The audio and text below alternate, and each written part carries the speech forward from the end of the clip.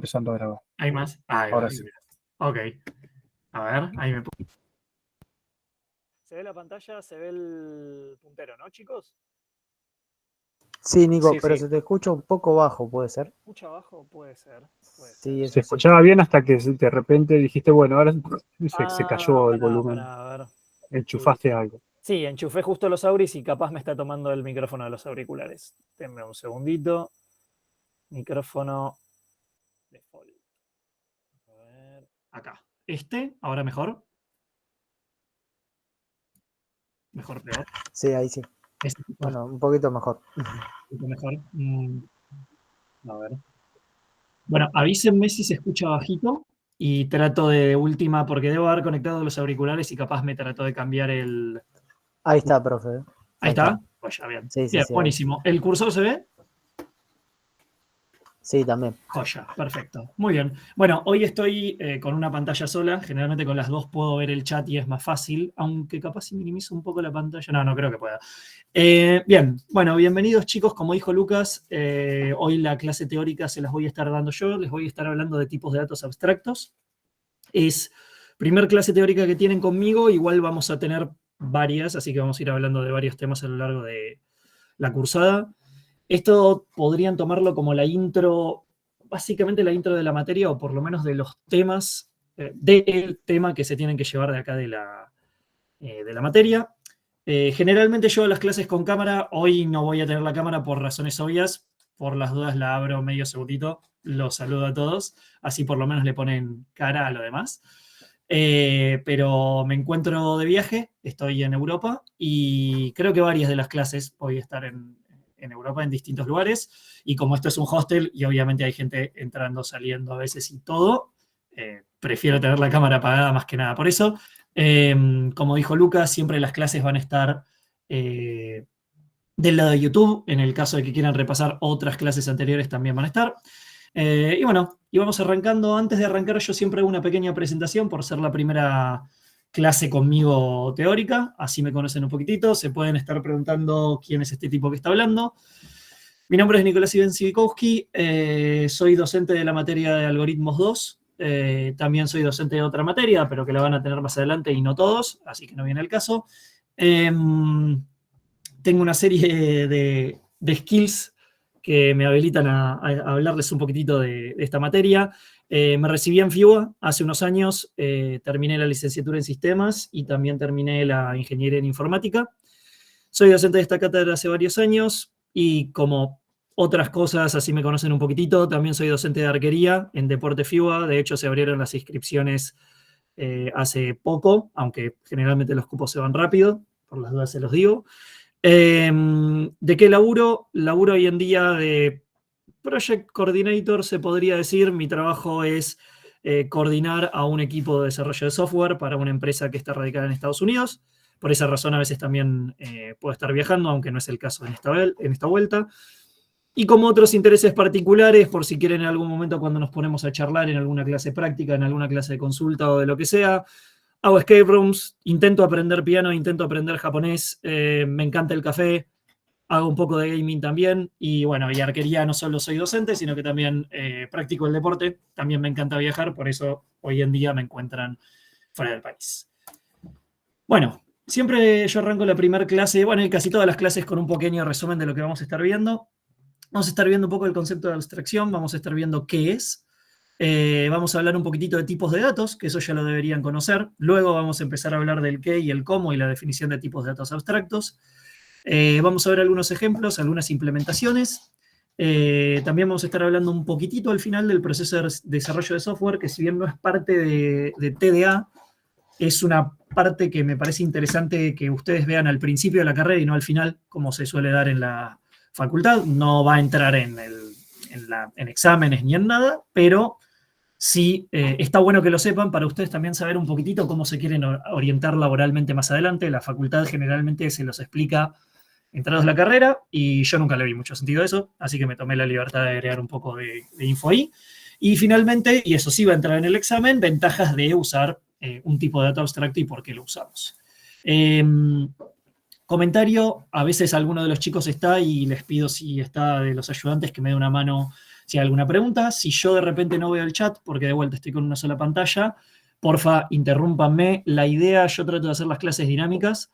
Mientras más participan ustedes, más preguntas surgen. Mientras más preguntas surgen, menos preguntas van a tener más adelante.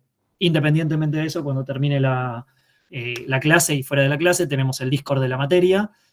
Siempre pueden hacer preguntas ahí. Y por las dudas, aviso, Mateo Ezequiel creo que es, aparece como que tenés cámara prendida, pero está en negro, pero por las dudas aviso, porque a veces hay gente que no se da cuenta, tiene la cámara prendida, y siempre está bueno avisarlo. De vuelta, cualquier cosa, levanten la mano, chat, voy a tratar de ir viéndolo, pero no estoy con 2 pantallas. Lo más eficiente siempre, porfa, usen el micrófono. Arrancamos. También voy a ir pausando en diapositivas para ver si van entendiendo. Además de que me interrumpan, yo voy a autointerrumpirme y preguntar cómo vienen con los temas y si hay algo que no quedó claro. Vamos a romper el hielo un poquitito con una pregunta, que es ¿qué tienen en común estas cosas que les va a ir apareciendo en pantalla? Por un lado tenemos, espero que los conozcan, un Pictionary, es un juego, por las dudas, donde tenés que dibujar, el otro tiene que adivinar lo que dibujaste. Un Dígalo con mímica, que es más o menos parecido, pero la forma de explicar las cosas es con mímicas y no con dibujitos. Y por último, esto sí lo conocen porque son alumnos de la facultad, un diagrama de cuerpo libre que se usa en las materias de física. Si no lo vieron ahora, lo van a ver, pero en el CBC seguro lo vieron. ¿Qué creen que ustedes que tienen en común estas cosas? ¿Alguno? A ver, voy a ver el chat. ¿Intentan representar otra cosa? Intentan algo. representar otra cosa, no me gusta, pero algo sí. Intentan representar algo. Bien, va por ahí la onda. ¿Algo más? Ahora, Hola, hola. Alguien intentó hablar, pero se cortó, por las dudas. Son medios por los cuales tratás de representar ideas complejas de una manera más sencilla. Exactamente, sí, me gustó esa definición. Son medios por los cuales vos intentás explicar algo complejo de una manera más sencilla. A veces no tanto. Depende, vamos a ver un poquitito del contexto, pero sí, no nos expresamos con palabras. Sí, tiene que ver en estas 3 cosas, pero no es exactamente lo que estoy buscando. Ahí justo estaba viendo el chat. Mismo que tienen, o sea, en este caso tienen un conjunto de elementos que permiten representar una situación directa. Por ejemplo, suponiéndose un televisor, o sea, en el caso de un televisor, permite representar los canales, ¿cómo se llama? Las aplicaciones, entre otras cosas. O sea, en este caso las 3 imágenes permiten representar un conjunto de objetos que van a ejecutar una serie de acciones y cómo van a estar comunicados. Por ejemplo, el diagrama de cuerpo libre, las fuerzas que interactúan respecto del cuerpo. Exactamente. Y cómo están unidas las líneas. Y por ejemplo, está bien que ese diagrama, justo agarra el ejemplo que acabas de dar, el diagrama de cuerpo libre, está bien que yo no haya puesto la fuerza de rozamiento, por ejemplo. Yo le puse la normal, el peso, que la normal es la opuesta al peso cuando está sobre una superficie, y una fuerza que está actuando. Depende en este caso depende de cómo configures tu TDA. Si en tu TDA, que sería mesa, no tiene rozamiento, entonces está bien el diagrama. Exactamente, o sea que también depende de esto, depende muchísimo del contexto. Y si, por ejemplo, yo en el Pictionary, que tengo que hacer un dibujo y tengo que representar, no sé, una flor, 2 personas diferentes con talento diferente van a dibujar la misma flor y probablemente las 2 se entiendan, algunas se entiendan más rápido, algunas se entiendan más lento, pero las 2 están tratando de expresar lo mismo. Está bien, me gustan esas respuestas. Básicamente, como fueron diciendo acá, todo lo que tienen en común esto es que son formas de representar a la realidad. A ver si pasa esto. Ahí está.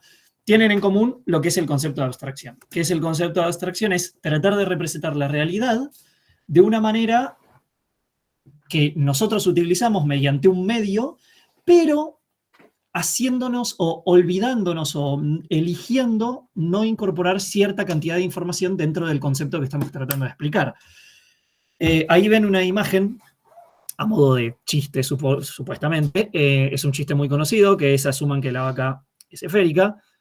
Explicado muy rápidamente, el chiste explica que un granjero tenía un problema en una granja de vacas lecheras.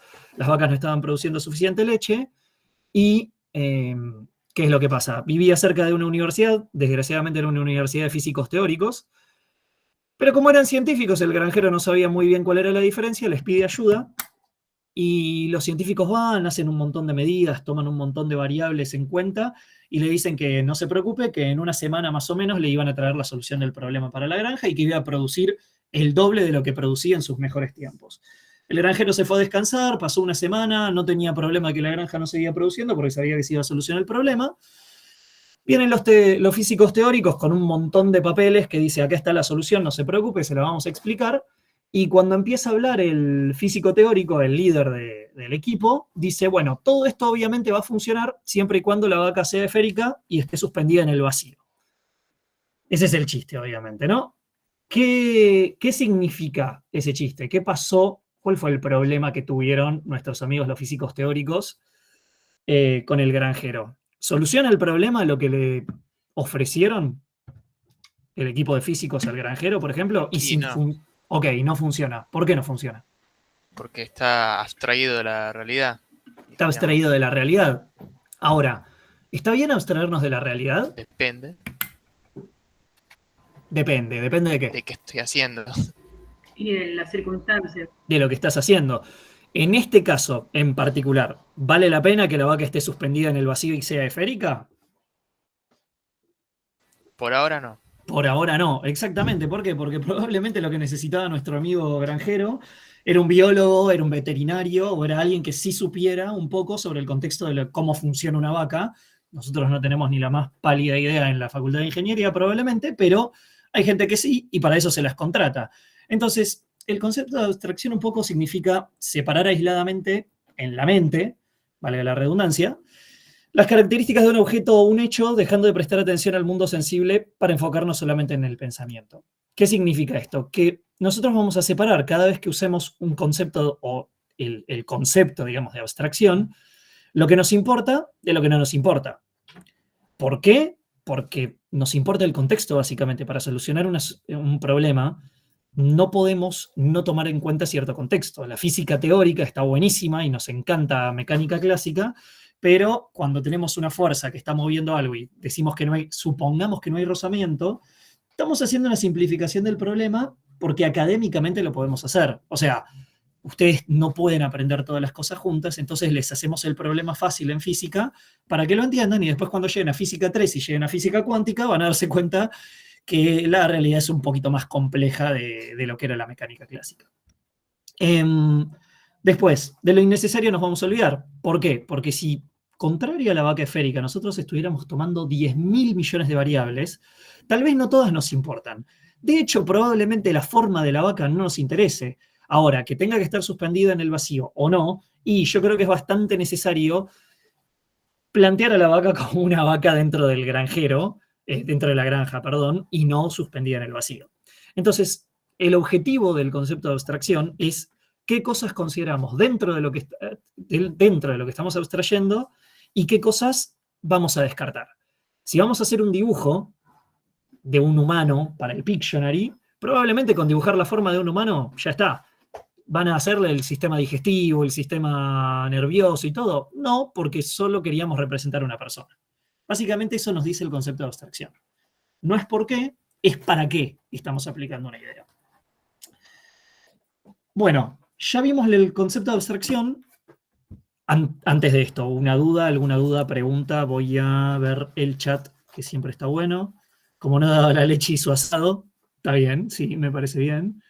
No hay nada más en el chat. Bien. Entendemos abstracción, o por lo menos el concepto, y ahora vamos con la otra parte de palabras que vamos a ver hoy. Los tipos de datos. Ustedes ya conocen tipos de datos. No abstractos, pero conocen tipos de datos. ¿Alguno me puede dar algún ejemplo de un tipo de dato en informática? Sí, por ejemplo, un int, un double, un char, un string. Excelente. Muy bien, es correcto. Un int, un string, un bool, un char, un string. ¿Qué definimos con los... Si ustedes tuvieran que definirme un tipo de dato, básicamente, ¿en términos de qué me lo tendrían que definir? Por ejemplo, yo les digo, ok, yo no sé lo que es un int. ¿Cómo me explicarían el concepto de int? Sin caer en, es un número entero. Está bien, misma pregunta. ¿Qué es un número entero? ¿Cómo lo defino en matemática? Dependiendo del conjunto de elementos que abarque. Totalmente. El conjunto de elementos que abarque. Esa es una de las cosas. Dependiendo del tipo de conjuntos que abarque, o sea, el mundo, lo que meto en la bolsa, porque si yo traigo un true, ustedes me van a decir, no, no es un entero. Ok, perfecto. Si traigo un 5, me van a decir, sí, eso es un int. Bien, perfecto. Entonces, los números entran, lo que no es un número no entra. Esa es nuestra primera parte de definición de un tipo de dato. Lo definimos con las cosas que pueden entrar y las cosas que no pueden entrar. Pero nos falta una cosa más. ¿Saben qué es? Está bien, yo definí el universo de los números enteros como el int. Falta una cosita más para definirlo. Es un concepto que pueden llegar a haberlo escuchado en álgebra. Si ayuda en algo esa materia. Y tiene que ver con espacios vectoriales y demás. No sé si alguien se acuerda de algo de eso. Tiene que ver. Tiene un poco que ver. No se vayan tampoco a espacios vectoriales. Pero O sea, los vectores. ¿Cómo definías un espacio vectorial? Si no te acordás, no importa, es otra materia, no hay problema, pero ¿se acuerdan cómo lo definían? En R2 estamos diciendo todos los números reales. Y algo más les decía la NRN, ¿no era? Sí, también, pero eso es la parte de definición de cosas que entran en un espacio. Pero había algo más. ¿Ustedes tenían que definir? Una base. O sea, sí, también una base. ¿No eran 3 características? Que el 0 tenía que pertenecer, la suma también. Capaz los maté con el ejemplo de álgebra. No importa, no hay problema. No, Básicamente lo que tienen que Yo me hacer... acuerdo que es un espacio euclídeo.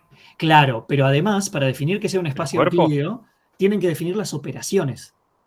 No todo espacio vectorial, o sea, ustedes daban una base, pero ustedes tenían que comprobar que, o tenían que definir, mejor dicho, para que termine de ser definido un espacio vectorial, no me quiero ir a álgebra, las operaciones que ustedes podían hacer. Ustedes tenían que demostrar, o si mal no recuerdo, las operaciones de suma, los productos, ustedes tenían que poder definir qué podían hacer con ese conjunto de números, y si había una operación que no se podía hacer, entonces eso no iba a ser un espacio. Porque yo tenía que garantizarme que era un espacio vectorial, y me fui muy a la matemática, perdón, pero la suma de dos elementos dentro de un espacio vectorial tienen que estar en el mismo espacio vectorial, si no, estábamos pifiándole en algo. Esto funciona muy parecido con los tipos de datos, o con casi cualquier cosa. Para yo poder definir una cosa, tengo que poder decirles qué es la cosa, en este caso del int, los números, y qué hace la cosa, qué puedo hacer con la cosa. En este caso, con los enteros, yo voy a poder operar con ellos. Entonces, si justo defino un tipo de int, los valores va de 2 a la menos 31 a 2 a la 31 menos 1. Esos son los valores. ¿Qué puedo hacer con ellos? Sumar, restar, multiplicar, dividir, resto, y bueno, más operaciones, pero me refiero a con los valores y con las operaciones definimos un tipo de dato abstracto. Un tipo de dato, perdón, no un tipo de dato abstracto. ¿Hasta acá se entendió? Espero no haberlos enroscado mucho con el ejemplo de álgebra y no se queden pensando en álgebra, por favor. Se entendió. Joya. Hasta es muy claro el ejemplo de cómo traspolamos la idea de álgebra al ámbito de informática. Perfecto. Sí, a mí álgebra es una materia que me gusta y tiene que ver justamente con la abstracción, por eso se me ocurrió el ejemplo. Después dije, capaz les metí álgebra y se empezaron a ir por las ramas, pero me alegra que se haya entendido. Si necesitan otro ejemplo, avísenme. Bueno, entonces sabemos qué es el concepto de abstracción, que es un tipo de dato. Lo siguiente queda definir el tipo de dato abstracto. Según Liskov y Sills, define una clase de objetos abstractos, los cuales están completamente caracterizados por las operaciones que pueden realizarse sobre esos objetos. Como a mí no me gustan las definiciones del libro, pero se las tengo que dar, esto en criollo significa dos cosas, que es un concepto que de hecho es como parte del temario de la materia, que es el qué y el cómo. Yo tengo que poder definir algo, un tipo de dato abstracto en este caso, como el qué hace, y por otro lado tengo que explicar el cómo lo hace. Por eso les ponía mucho hincapié en los valores, por un lado, y las operaciones, porque el qué son los números, como se imaginarán, qué es, y el cómo son las operaciones. Y esto está muy bueno porque les va a dar el pie también para cuando en algún punto vean QA, vean testing. De hecho, hoy tenemos clase de testing. No sé si Lucas la da o alguno de los chicos la da. Sé que yo no. Pero bueno, el qué. Arranquemos por ahí. ¿Qué es el qué? vamos a hablar siempre de las operaciones que podemos hacer con algo, pero no vamos a ver cómo las vamos a hacer. Solamente me importa saber qué hace, qué puedo hacer con un tipo de dato abstracto. Y generalmente en este caso vamos a hablar de funcionalidad. Por eso la pregunta que nos hacemos con el qué es, ¿qué hace esto? O sea, ¿qué vamos a hacer con lo que tenemos que definir? Esto significa, en conceptos de testing, por ejemplo, y en conceptos de la vida en general, como una implementación de caja negra. La caja negra, uso el ejemplo de lo que son los aviones, bueno, más cosas que eso, pero bueno, básicamente una caja negra o caja opaca significa que una caja tiene una determinada cantidad de inputs, una determinada cantidad de outputs, y me pueden explicar qué hace, pero yo, como está opaca la caja, no puedo ver el interior de la caja, no puedo desarmarla, no puedo abrirla, entonces yo no tengo conocimiento de cómo se está haciendo algo, pero sí sé qué es lo que tiene que hacer y qué es lo que no tiene que hacer. Si yo a una caja me dicen, dale un caramelo y te va a devolver 2 caramelos, sabemos que esa es la operación básica de la caja. Ahora, si yo le meto un tronco de madera, no tengo idea de qué hace, y si supuestamente está definido que debería explotar la caja, va a explotar. Y si debería simplemente hacer un ruido muy fuerte y no devolverte nada, lo va a hacer también. Entonces, más práctico, una máquina de café, ustedes pueden no saber cómo funciona. Saben qué hay que hacer. Van, aprietan el café que quieren, ponen la cantidad de plata que les dice y les saca café. ¿Cómo lo hace? Si hay duendes adentro, si hay una persona atrás con una cocina gigante donde ve la plata, ve lo que apretaron y les hace un café, o un conjunto de engranajes, para ustedes es transparente. Pueden suponer, obviamente vamos a suponer que no hay duendes, pero nada está demostrado hasta que no vean la caja. Distinto es el caso del cómo. Acá vamos sí a hablar de la forma en la que algo está diseñado o algo está implementado. Acá no nos interesa tanto el qué hace, sino la estructura interna o la forma en la cual algo se va a llevar a cabo. La pregunta, obviamente, es cómo lo hago. Una vez que ya definimos todo, definimos el qué, una vez que yo ya les di un TP, por ejemplo, y les dije lo que quiero que haga el TP, ustedes van a ser los encargados de hacer el TP. ¿Cómo? No lo sé, pero lo tienen que hacer.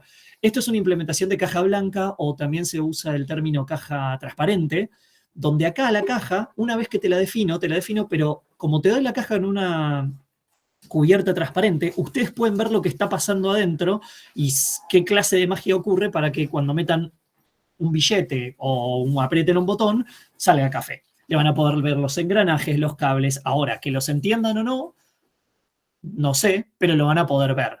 ¿Por qué digo lo entiendan o no? A veces yo les voy a mostrar código y ustedes capaz al principio no entienden. El cómo lo tienen ahí y está en ustedes interpretarlo, o agarrar un manual de electrónica y ver cómo funciona una máquina de café. Pero el cómo lo tienen ahí a su disposición. En cambio, en el qué, la implementación es una caja negra y vos solo sabes que entra algo y sale algo. Esto se usa también en QA, mucho en Quality and Assurance, cuando ustedes hacen pruebas, y van a hablar de testing hoy también, en cuando hacen una prueba de caja negra y cuando hacen una prueba de caja blanca. En la caja blanca ustedes están tratando de probar qué cosas internamente funcionan, y en una caja negra a ustedes les importa que ustedes meten algo y sale un determinado resultado. ¿Se entendió? Antes de que continúe con el resto. Es medio como un punto H y un punto C. Es medio como un punto H y un punto C. Exactamente, muy bien. Es un ejemplo perfecto y de hecho es el ejemplo que voy a usar ahora, porque si bien nosotros tenemos como título el qué y el cómo, les mentí un poquitito y en realidad es un qué y 1000 cómos. Ya que usaste esa definición, antes de que yo hable de esa definición, ¿te imaginás por qué yo digo un qué y 1000 cómos, el que me habló del punto H y punto C?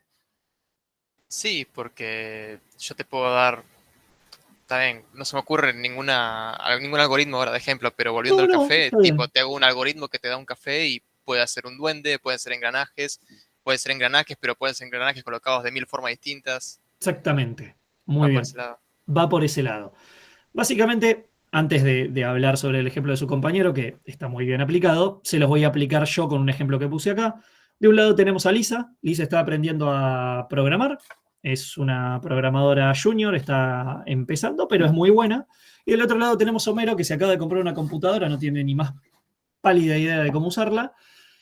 Y tiene un conjunto de Excels que la verdad, bueno, sí, supongamos que Homero sabe usar Excels y que los usa mal, pero los usa.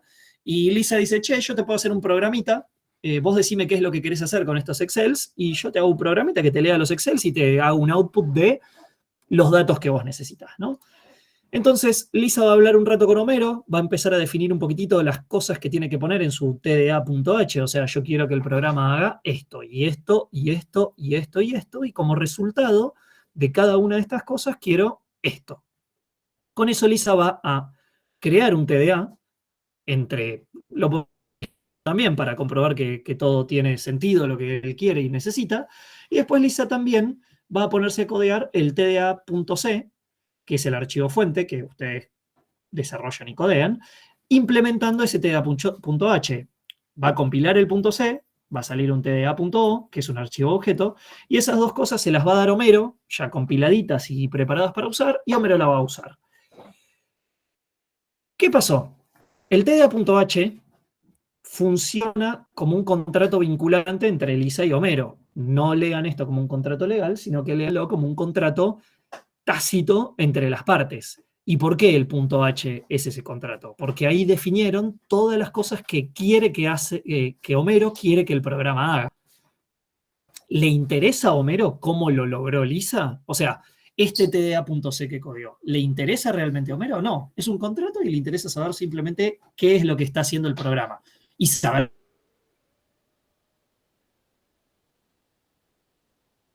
que es efectivamente eso y lo puede usar como ellos acordaron. Ahora, si yo le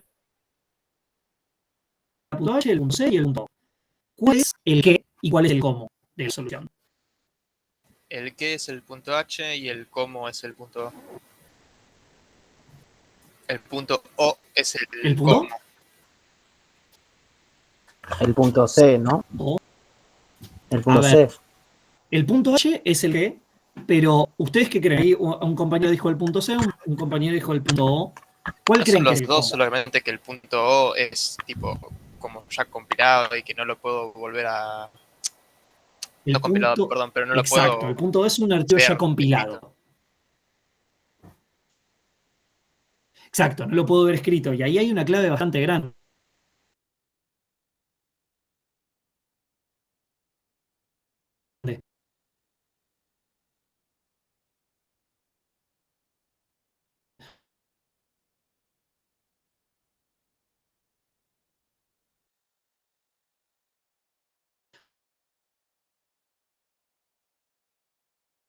Profe, se le está cortando el audio, ¿eh? Estamos hablando de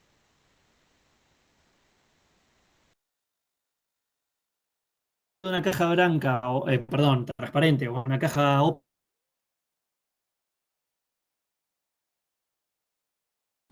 Profe, se le está tomando todo, profe.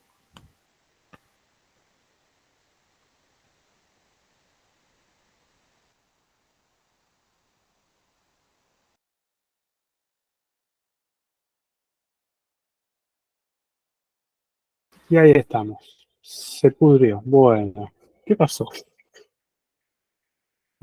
Pobre Nico. Bueno, pero ya va a volver. A ver. A ver. Se me cayó, dice.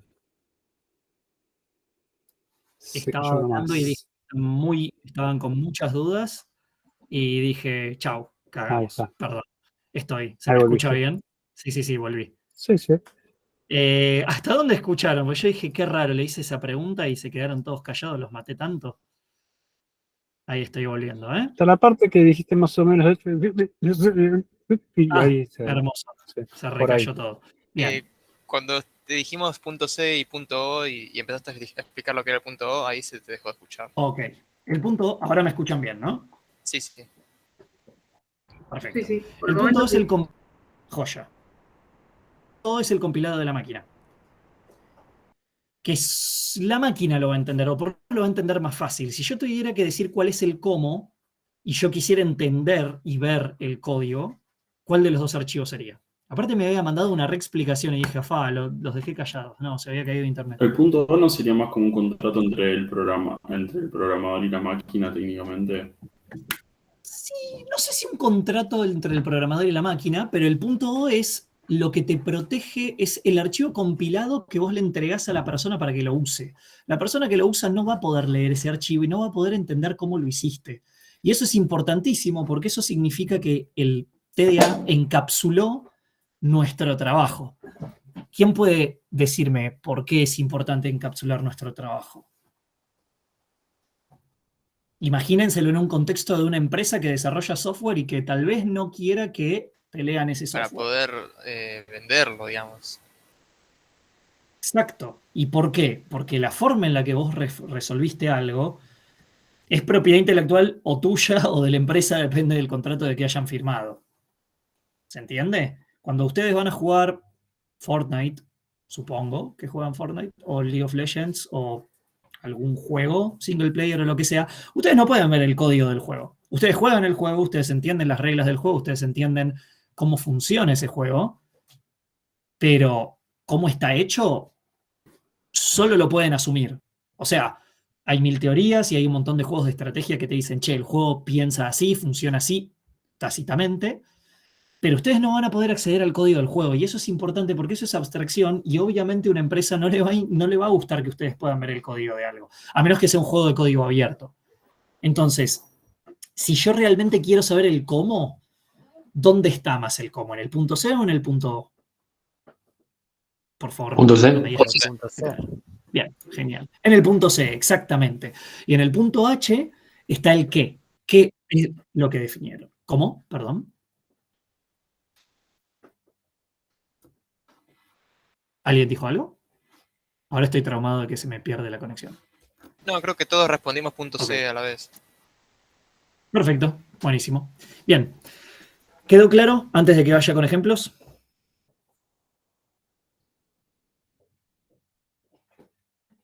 ¿Silencio es igual a todo bien? Bien, joya. Bien, vamos con ejemplos entonces. Ya sabemos entonces lo que es un TDA, qué es el qué es el cómo. Sabemos que es importante que los TDAs encapsulan la información y esto de encapsular la información protege de alguna manera nuestro trabajo o el trabajo de alguien, porque no vamos a poder ver como usuarios de un punto H solamente y de un punto O compilado cómo se está resolviendo algo. Y si queremos arreglar algo que está dentro, tenemos que tocar el punto C. Vamos a un ejemplo rápido. Número complejo. ¿Cómo me definirían un número complejo? Si tuvieran que crear el TDA número complejo. O sea, tenemos enteros, no tenemos complejos en sistemas, pero los podemos crear. ¿Cómo lo definirían?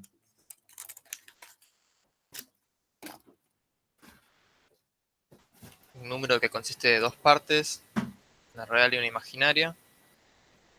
Y Bien. después, Y como dijimos esas antes, partes pueden cómo ser operarlos enteras. entre sí. Está Esas bien, pero las partes... Ujú. Sí, pueden ser reales, ¿no? Sí, Pueden ser float reales. Y si son podría reales, ser. exacto, podríamos usar un float. ¿Y qué más? Ya me definieron el universo de cosas que pueden ser números complejos. ¿Qué más tendríamos que definir? Ya definimos valores, nos falta. Acá, sí, en el chat pusieron un struct, Sí. que es buena A idea, ver. en realidad, Ujú. porque Un sería struct. parte real y parte imaginaria. Excelente. Un struct que tiene parte real y parte Tendrías que- imaginaria, y a su vez ese struct tiene flotantes. Tendrías que definir las operaciones que puede hacer la parte imaginaria, ¿no? Exacto. Que parte, no solo la imaginaria, sino todo el número en sí. O sea,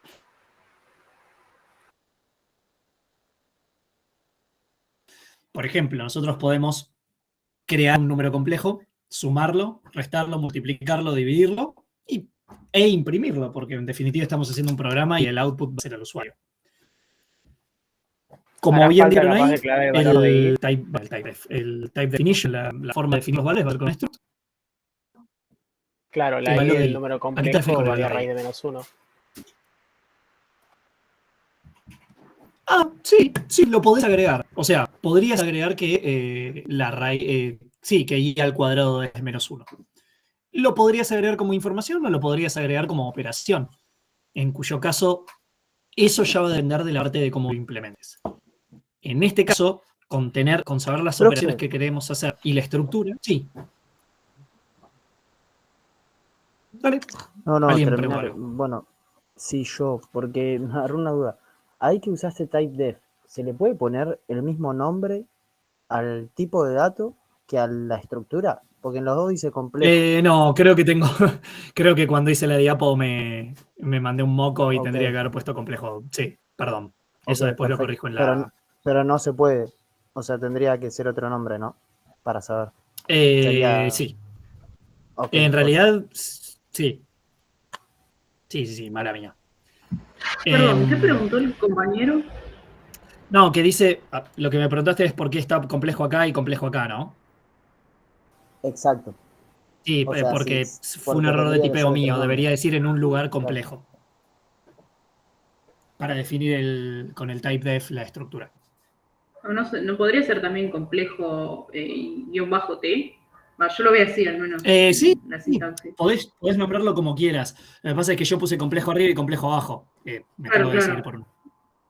Más que nada, no es que no se puede llamar complejo. Vos le podés poner complejo, complejo-t, lo que sea. Lo que pasa es que yo lo repetí en 2 lugares y bueno, más que nada eso. Bueno, no se puede repetir, ¿verdad? Exacto. Vuelvo. Número complejo. Entonces, definimos estructura, definimos operaciones, todo eso lo metemos en un archivo de encabezado y vamos directamente a operaciones. No les voy a preguntar pedir que hagan el código de las operaciones, pero básicamente sería algo, la suma es la parte de las componentes reales y las imaginarias. Lo podría plantear así o lo podría plantear directamente con los structs tipo tipo complejo que yo estoy metiendo. Eso ya depende muchísimo de cómo yo quiero definir esto. Multiplicación, la división compleja, que tenemos que tener en cuenta que tenemos la suma de las partes imaginarias, cuando multiplicamos sí se resta, etcétera, etcétera, etcétera. La idea no es que codiemos hoy, para eso lo vamos a tener en la práctica, pero quería ponerles acá un ejemplo de números complejos. Voy a chequear, estoy chequeando cada tanto que no se me caiga la conexión por las dudas. Y ahora sí, un pequeño ejercicio más de pensar que de codear, al menos es lo que quiero en la clase teórica. Yo en un momento trabajé en lo que sería la parte de tecnología y transporte de gobierno de la ciudad y me habían contado el caso de cuando implementaron el sistema de SUBE en en todo el país, básicamente. De hecho, implementar el sistema SUBE fue un muy buen caso de abstracción. Si ustedes tuvieran que definir la SUBE, perdón, se me escapó, ¿qué operaciones harían? ¿Cómo empezarían a plantear el problema? Les están diciendo, che, saben que todos los países del mundo están dejando este sistema de poner moneditas en una lectora y sacando un boleto de papel y están pasando a otro tipo de sistema. Nosotros queremos hacer una tarjeta que al pasarla cobre y puedan hacer distintas acciones con esa tarjeta SUBE. ¿Cómo lo plantean? ¿Qué operaciones deberían tener en cuenta con la SUBE? Y en primer lugar, la operación de que un nuevo usuario pueda sacar una nueva tarjeta. Exacto. Eso sería una operación de creación. Sí. Sí. Bueno, después que puedas operar con esa tarjeta, o sea, que te cobre el viaje, digamos, por cualquier tipo de transporte y que te... Ahora, espera, un segundo. Operar es muy amplio. O sea, sí, tenés que operar con la tarjeta, pero imagínate que vos le decís a un programador, bueno, tenés que operar con la tarjeta. ¿Qué podés hacer? Y que pagues un viaje, que recargues saldo, y en caso de extravío de la tarjeta o que te la roban o algo, que se pueda dar de baja, como con cualquier tarjeta prepaga, por ejemplo. Muy bien. Ahora, no se me ocurre.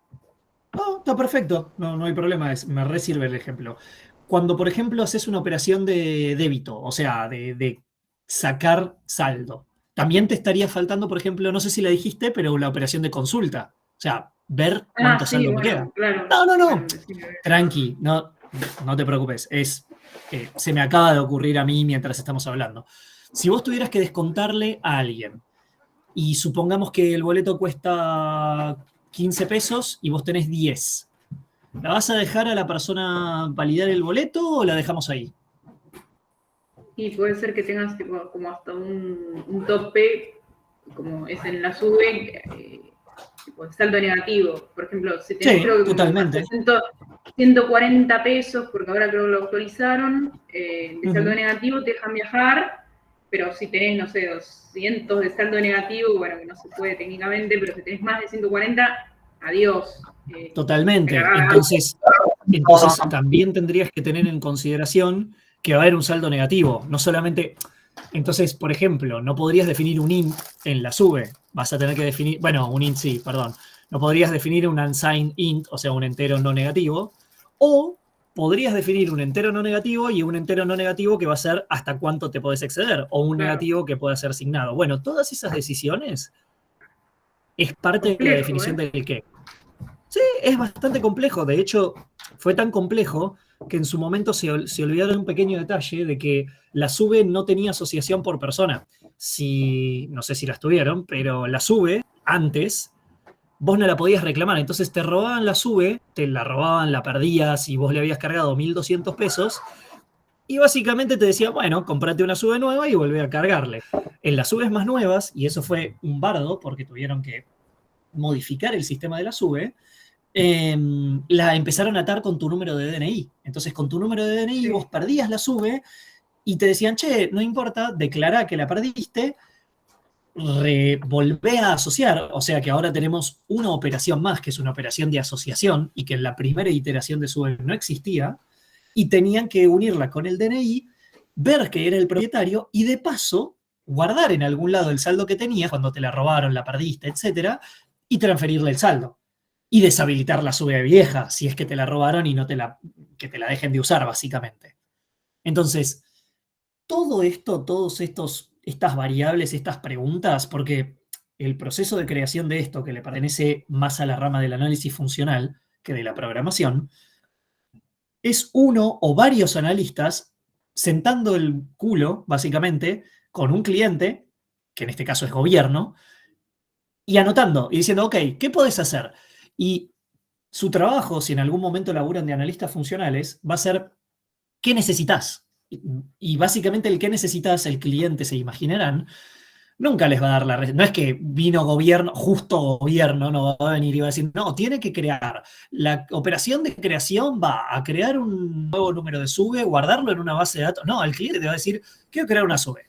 Esa SUBE va a ser mía. La SUBE la puedo cargar con plata, puedo hacer un viaje, tiene un saldo, y ni siquiera dijeron, quiero saber qué es mía. Ni siquiera en la primera reunión. Y a ningún analista se le ocurrió decir, che, no deberíamos atarla porque en el caso de que se robe. No, ni lo pensaron. Está mal, no. La operación funcionó, se creó la SUBE, la primera iteración, toda la bola, pero no fue del todo útil y tuvieron que darle una iteración más a esto. Entonces, este ejercicio de caja negra, de qué tiene que hacer, es el ejercicio que ustedes tienen que hacer cuando están trabajando o cuando le estamos dando un TP. Primero tienen que entender bien qué hay que hacer. Y para eso hay que leer el enunciado 25 veces o hay que preguntarle al cliente 20.000 veces. Y a veces no está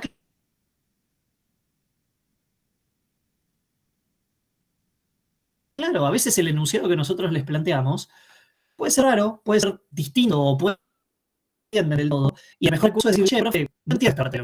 ¿Qué tiene que hacer exactamente? Porque puede pasarnos, o puede pasar que lo hicimos a propósito, les dejamos un enunciado un poco claro, para ver qué supuestos toman. Pueden tomar un supuesto o pueden ir y preguntarnos.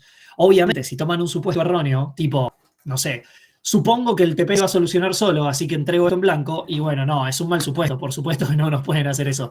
Pero hay grises donde a veces vemos un TP y decimos, ah, mira cómo lo resolvió. Ni yo había pensado en esto, ergo ni siquiera hay una prueba de esto, pero está bueno y lo voy a agregar como una prueba para el futuro. ¿Se entiende? Esa operación, esa definición es el qué. Cuando pasan al cómo es cuando se sientan a tepear, joya. Y acá es donde siempre les decimos, háganse un diagrama, traten de entender lo que estamos planteando antes de ponerse a codear. ¿Se pueden poner a codear primero? Sí, se pueden poner a codear primero. Pero primero entiendan qué es lo que tienen que resolver, que les va a ser mucho más fácil con un diagrama. Antes de pasar al proceso de desarrollo de software, esta parte es totalmente extra de la parte de TDA. Igual después volvemos un segundo a TDA. Pero pregunto, ¿se entendió el concepto de tipo de dato abstracto? ¿El qué y el cómo? Sí, se entendió. Y ya que estamos, ¿se puede hacer una mini consulta un poco por las ramas? Sí. Porque recién lo mencionaste. ¿Qué sería una iteración exactamente? Porque estabas hablando del Perdón. análisis funcional y bueno, justo salió la palabra iteración y bueno. Con iteración, en este contexto, iteración es una operación que ustedes pueden hacer un loop dentro del código. Entonces pueden seguir las iteraciones. Sí. Pero en este caso particular, iteración de análisis, digamos, es con Sube se sacó una versión 1.0, si queremos, que ya estaba circulando y estaba andando, y después cuando se dieron cuenta, che, esto no está tan bien hecho, tendríamos que unirla a un propietario y poder transferir su saldo y pipi, tuvieron que sacar otra tarjeta porque el sistema no estaba preparado para eso. Es más, tengo mis dudas de que la primera tarjeta Sube contenía saldo negativo. Y alguna persona se le ocurrió y dijo, che, estaría bueno, y seguro le pasó a esa persona y lo puteó, por eso después vino con la idea, estaría bueno que cuando tenés $1 y el boleto sale 2, que me dejes hacer el viaje igual, porque puede ser tarde, puede ser de noche, puedo no tener carga para la Sube, entonces tendríamos que tener un changüí. Y capaz si alguien lo había implementado con un número positivo, se rompió la cabeza después porque dijo, o agrego otro número o pongo números negativos. Tenemos que reactualizar todas las máquinas de software, no es tan terrible, pero tenemos que actualizar el hardware. Eso significa que algunas tarjetas no iban a funcionar con esa misma iteración, con esa nueva solución. Y de hecho, esa parte de iteración es la que voy a hablar un poquitito del proceso de desarrollo de software. Así que fue una buena pregunta. Sería como la versión 1.0, la otra iteración sería el 2.0, el 3 y bla, bla, bla. Siguiente. Exacto. No confundir con iteración de código, por las dudas. O sea, iteración de código es un while, es un for, es un lo que sea. Claro, me quedó claro esa parte. O sea, nomás me interesaba saber cómo era la aplicación en este caso. Perfecto. Bueno, te va a servir esta parte de proceso de desarrollo de software, seguro. Lo voy a ampliar un poquito más. Sí. A mí no me queda tan claro el tema. O sea, es como que, ¿qué es lo que hace un tipo de dato abstracto? El tema de que podamos utilizar el typedef, por ejemplo, y generar nuestro propio tipo de dato, o la implementación como tal, porque también he visto que se puede implementar con un void, por ejemplo, un void asterisco, pero después también se mezcla con el tema de que vemos que un archivo puede ser un tipo de dato abstracto. Entonces es como que no me queda muy claro qué es lo que verdaderamente lo hace. El tipo de dato abstracto es las dos cosas que vos dijiste, o sea, el archivo entero, esto, cuando haces un punto H, viste que vos un punto H después lo podés usar en otro lado y podés usar las operaciones. Básicamente es generar un tipo de dato que no existe en el sistema por default, o sea, no es un int, no es un bool, es otra cosa y es la intro que ustedes les estamos dando para lo que en un futuro va a ser llamado objeto, pero básicamente acá lo que tienen es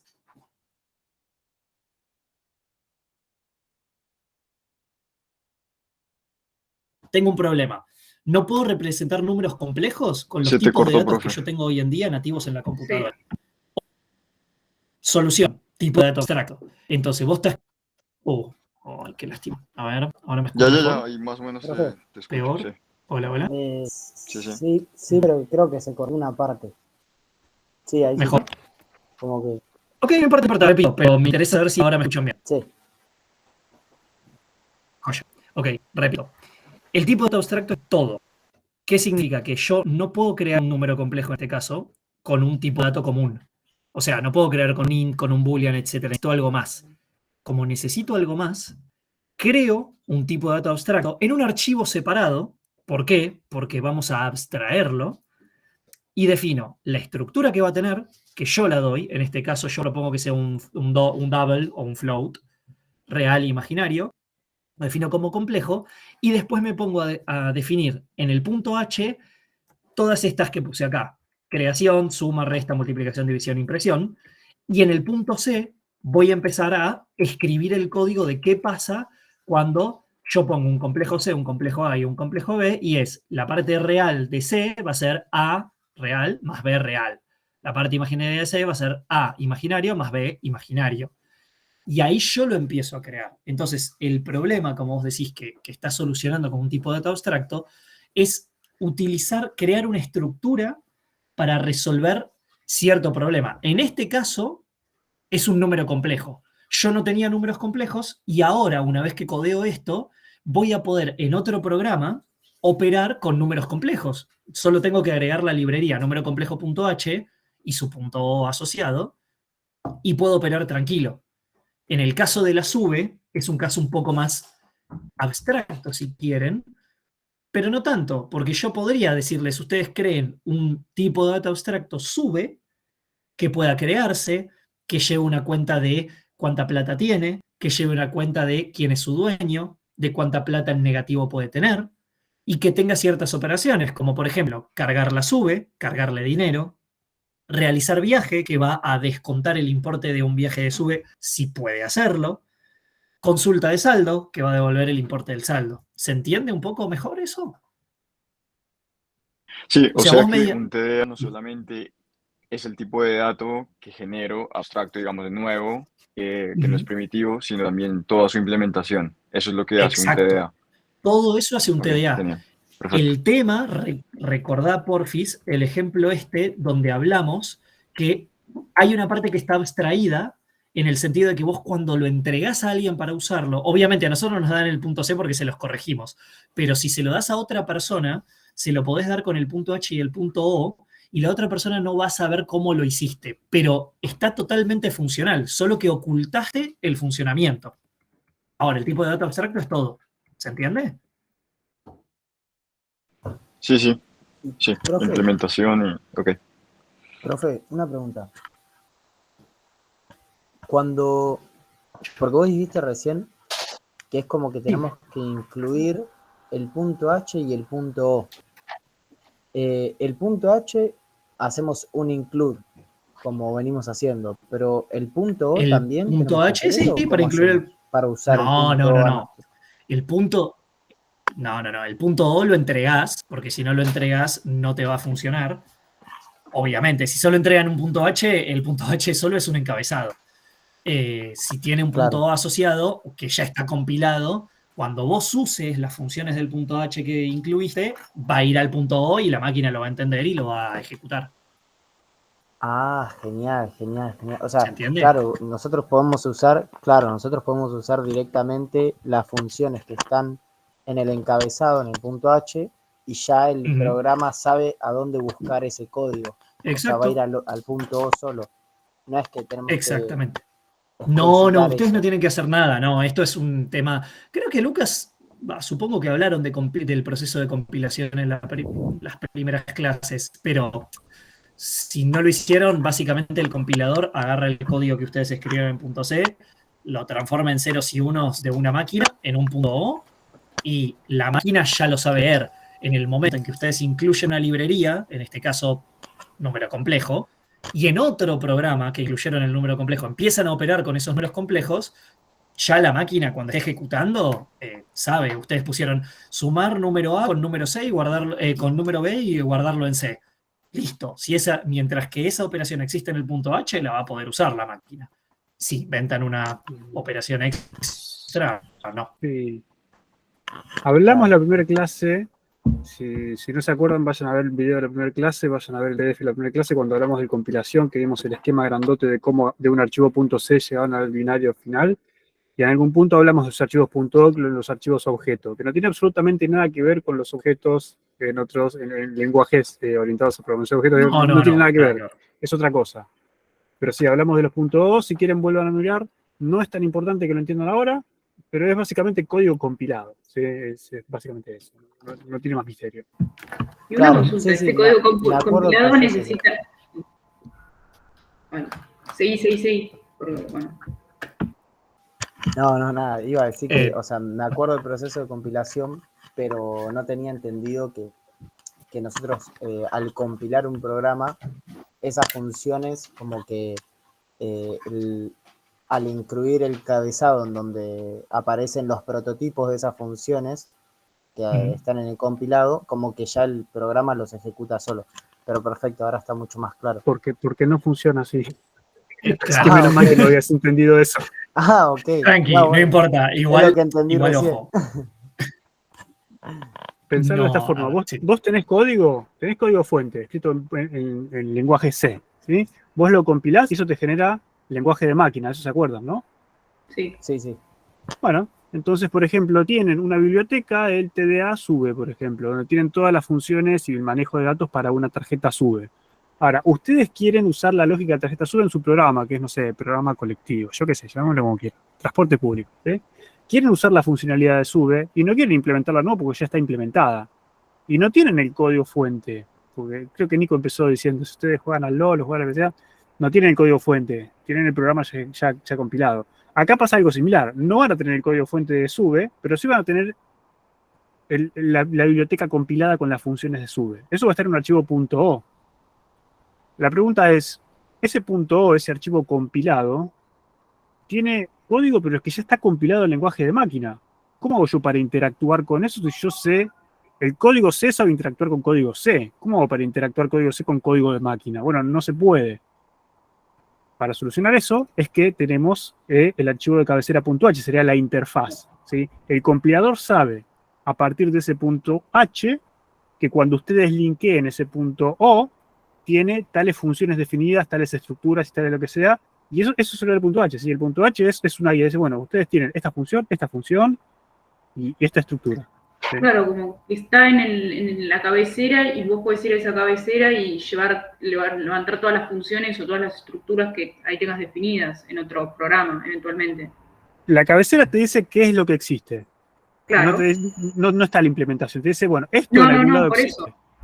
O sea, tenés la función A, la función C, y después vos, esa no está implementada, pero vos podés de alguna forma recuperarla en otro programa. Claro, más o menos así. Vos tenés el .h, vos a partir del .h tu programa sabe que existe tales cosas. ¿Sí? Cuando vos compilás eso y querés generar un ejecutable final, lo que le tenés que dar al compilador es o el código que implementa esa funcionalidad o algún .o, un archivo objeto, que ya tiene las cosas implementadas. ¿Sí? De alguna forma le tenés que dar dónde está la implementación. O vos le das el .c porque tenés el código, o le das el .o con las cosas ya precompiladas. ¿Sí? Entonces eso, el .h te sirve para interactuar con eso. Claro, y para compilar necesito ese .h y el .o, ¿verdad? O el .c. O el .c, claro, exactamente. El ejecutable. Claro, necesitas la interfaz y necesitas la implementación. La implementación ya sea o en código fuente C o en .o. Claro, el código fuente C vendría a ser lo que dijeron antes de white box, o sea, caja transparente, y el O vendría a ser el black box. Ponele, sí, no estás lejos. Algo así, algo así. Sí, exacto, sí, sería algo así. Listo, gracias. Claro. No hay problema. Y para hacer eso, para linkearlos de esa manera, o sea, tiene que estar el .h y el .o en el mismo directorio, ¿no? ¿O no hace falta? Eso no hace falta y no tiene nada que ver. Conceptualmente, vos necesitas las dos cosas. Después, ¿dónde está cada uno? O cómo es el proceso de compilación. O si en realidad junta varias cosas y genera otro punto intermedio, digamos, eso es accesorio, no tiene nada que ver. Es esa parte. Sí, o sea, piensen que esto fue, directorio. Claro, fue a modo explicativo de cómo funciona el concepto de abstracción y qué cosa es el qué y dónde se aloja lo que ustedes definen con un usuario, digamos, el contrato con el .h, que es el contrato que les pasamos cuando les damos un TP, básicamente. Chicos, todas estas funciones las tienen que implementar. Y el cómo, que va a estar alojado en el código que ustedes escriban. Que nos tienen que pasar a nosotros también porque se los corregimos, pero en definitiva a lo que me refiero es, eso no necesariamente se lo tienen que pasar a un cliente. No le van a decir, tené, este es el código, compilalo. ¿Se entiende? Al cliente se le pasa todo ya compiladito y listo. Sí, ready to play. Si jugaste a un juego o usaste algún programa en algún momento, vos sos el cliente y a vos en ningún momento te pasaron el código. Vos agarraste, diste doble clic al wizard que instala todo y te desconociste del tema, básicamente. No, sería como armar funciones privadas, o sea, serían las funciones privadas que tendría la empresa y después el código quedaría como, o sea, código de máquina quedaría como público para la gente. Sí, es una forma de verlo, aunque no sé si aplica justo privado y público porque todo va a ser privado a fin de cuentas, pero es una forma de verlo, sí, es como privado esto, público lo otro. Sí, aplica. ¿Me escuchan bien? ¿Se escucha bien? ¿Se escucha todo tranqui? Sí, sí. Joya. ¿Alguna otra duda más? Silencio. Silencio igual a no. Bien. Por mi parte, no. Joya. No sé si alguien más tiene. Me parece que no. Bueno, cualquier cosa me interrumpen. Igual queda poquitito de la clase. Esto se lo pongo como un extra. Es el proceso de desarrollo de software. Esta parte de la clase. Esta parte queda mucho de más. la clase. Claro, exacto. Queda testing también. ¿Por qué lo pongo? Porque el proceso de desarrollo de software nunca se los explican súper del todo al principio. Y me parece muy irónico que lo vean más adelante en otras materias, cuando en realidad ustedes ya tienen que saber qué significa el proceso de desarrollo de software a grandes rasgos. Y me gusta explicarle un poquitito a los alumnos nuevos en qué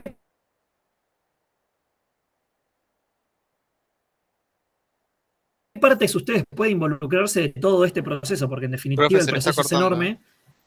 Sí, se está Y cortando. no necesariamente van a estar trabajando en todo. De hecho,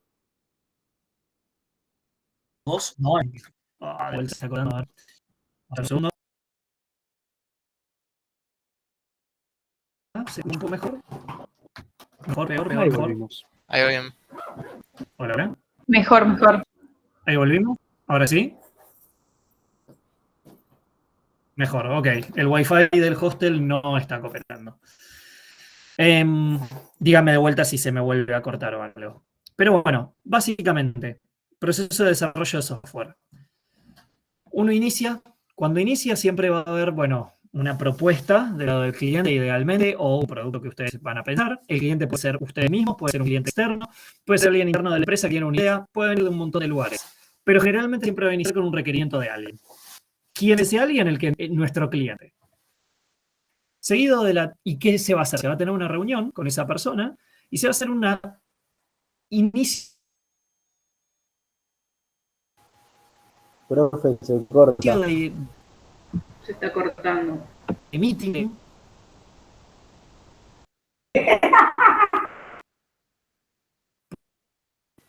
Por decirlo de una manera, una reunión. Profe, se está cortando. Donde se va a hacer una Profe, toma de se le corta. Desde reunión que no se te escuchó nada.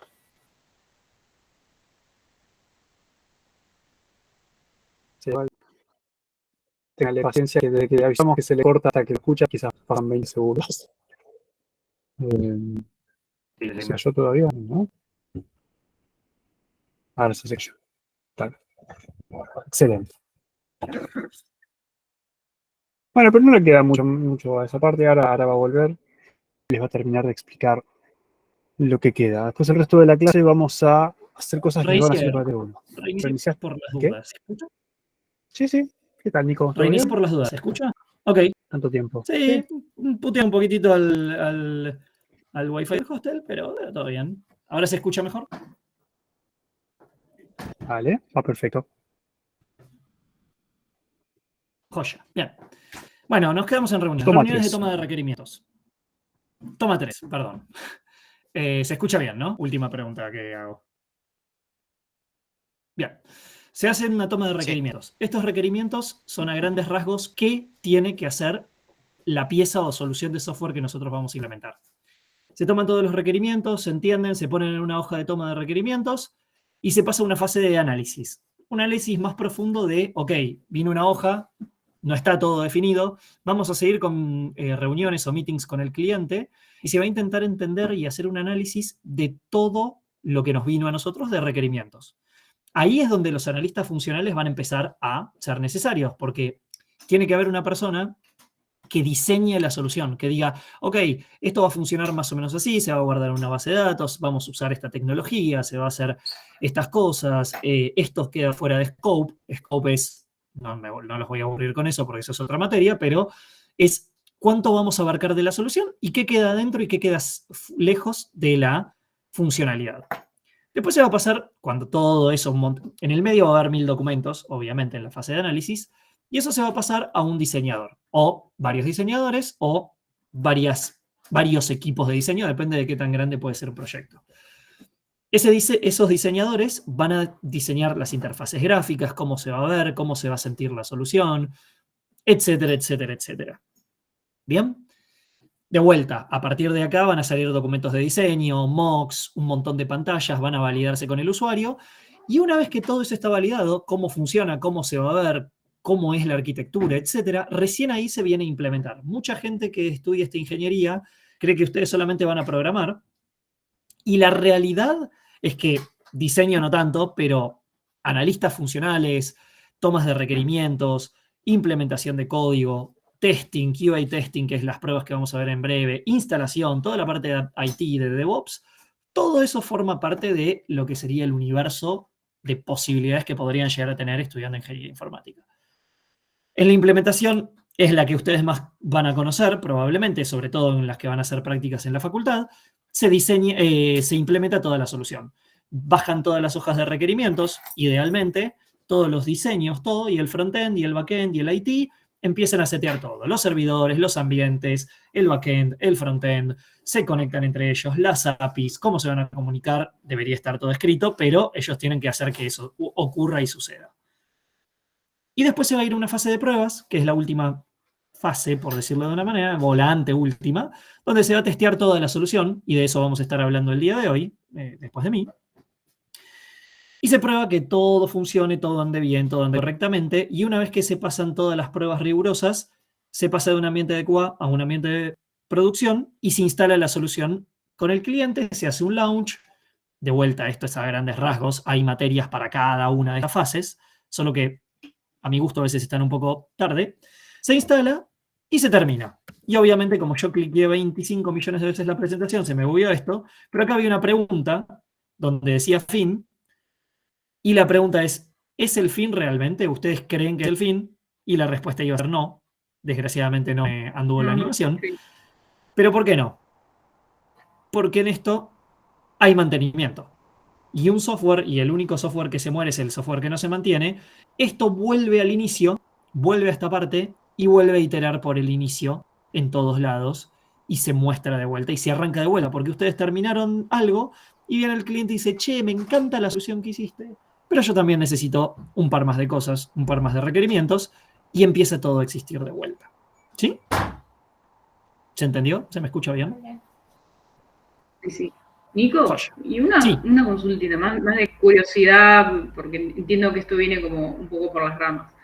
La fase de instalación consiste básicamente en sentar al cliente frente a la computadora en caso de que la solución se programe, que entiendo que sí, y mostrarle cómo funciona el software que pidió, o en qué exactamente consiste.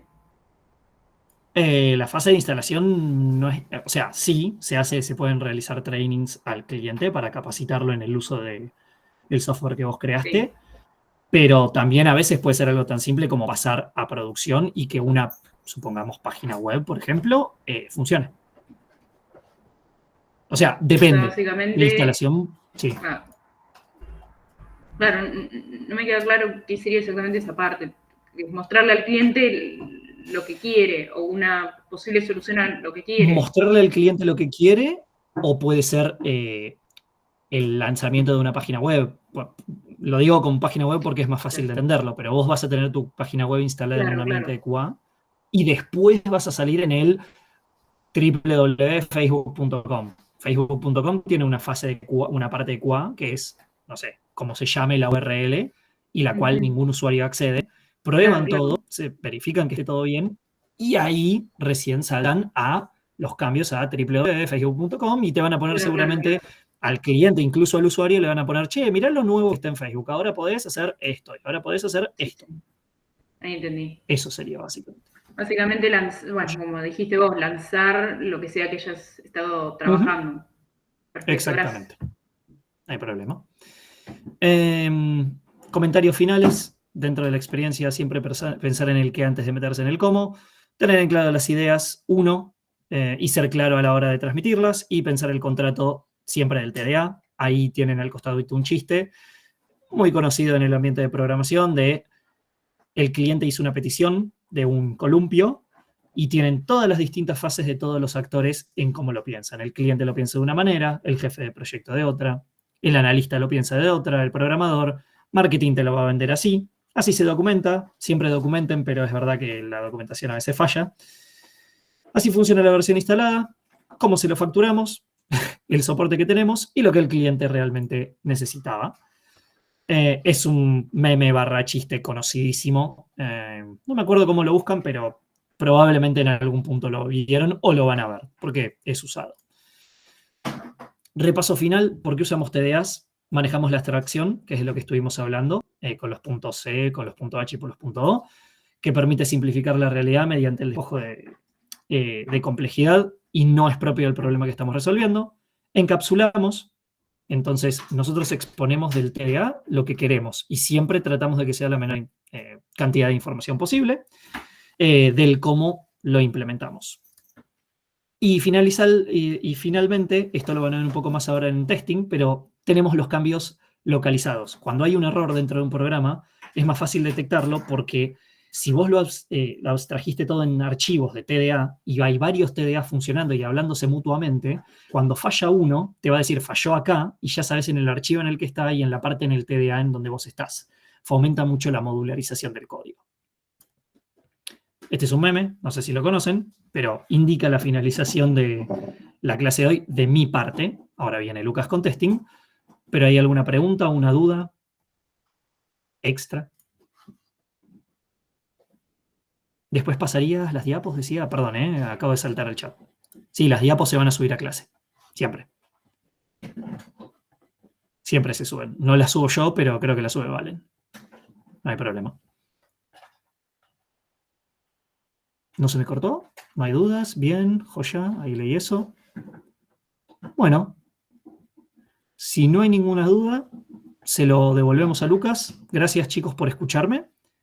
Genial, me alegra que te haya aclarado cosas. Posta. Bueno, cualquier duda extra pueden hablar por Discord. Pueden hablarme a mí por Discord por alguna duda. Tengo un delay de 5 horas. Ahora es las 12:30 de la noche, así que puedo llegar a tardar, pero les voy a contestar. Te lo dejo a vos, Lucas. Gracias por escucharme y nos vemos la próxima clase que vamos a empezar con pilas, listas y colas. Dale, muchas gracias, chicos. Gracias, Nico. Muchas gracias, Nico. Gracias. Chau, chau.